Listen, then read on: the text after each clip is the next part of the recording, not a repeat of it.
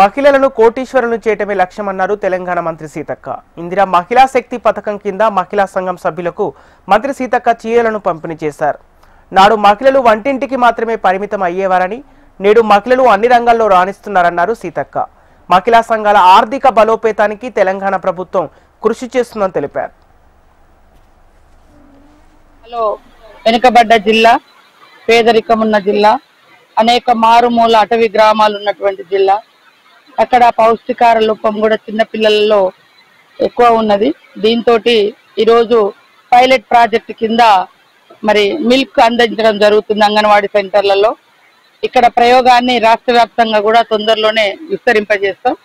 ఇక్కడ వచ్చేటువంటి సాధక బాధకాలను కూడా చూడడం, చిన్న జిల్లా కాబట్టి ఎలా మనం ఇంకా ప్రారంభించినటువంటి మిల్క్ పిల్లలకు ఎట్లా వెళ్తుంది, దాని మూలంగా ఏం ఉపయోగాలున్నాయి అనేది కూడా ఇంకా 1 మంత్ తర్వాత ఎంత ఇంప్రూవ్మెంట్ కనపడుతుంది వాళ్ళ పిల్లల్లో, పౌష్టికార లోపం లేకుండా న్యూట్రిషన్ ఫుడ్ లాగా అనేది అవన్నీ కూడా చూసుకొని రాష్ట్ర వ్యాప్తంగా కూడా ఈ మిల్క్ని అందించేటువంటి స్కీమ్ మన అంగన్వాడీ సెంటర్ల ద్వారా చేయడం జరుగుతుంది. దానికి మొదటి ప్రయోగంగా చిన్న జిల్లా, వెనుకబడ్డ జిల్లా, అత్యధికంగా పౌష్టికార లోపంతో అనేక మంది పిల్లలు మరి అనారోగ్యంతో ఉన్నారు కాబట్టి వాళ్ళందరికీ ఈ యొక్క మిల్క్ ఇంకా కొంచెం బలోపేతాన్ని ఇస్తుంది.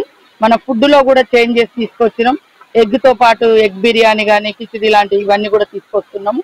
అట్లా బాలామృతం కూడా చాలా స్వీట్ ఉండేది గతంలో, దాన్ని కూడా కొద్దిగా తగ్గించిన స్వీట్ షుగర్ క్వాంటిటీ కొంచెం తగ్గించి ఇస్తా ఉన్నాం.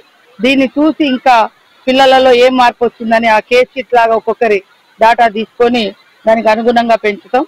సో ఈరోజు చాలా సంతోషం. పిల్లలకు పౌష్టికార లేకుండా చూడడంలో భాగంగా మిల్క్ అందించడం అనేది నేను, కలెక్టర్ గారు, పిఓ గారు, మా అంగన్వాడీ సూపర్వైజర్లు, డిడబ్ల్యూ గారు అందరం, ఇక్కడ అంగన్వాడీ టీచర్ అమ్మలు అందరం కలిసి ఈ యొక్క కార్యక్రమాన్ని మొట్టమొదటి ఇక్కడ ప్రారంభించడం.